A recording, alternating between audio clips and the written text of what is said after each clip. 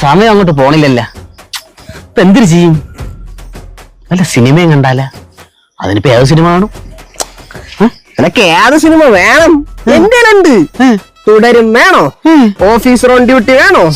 ആലപ്പുഴ ജിംഖാന വേണോ? ശരിക്കും പടക്കളം വേണോ?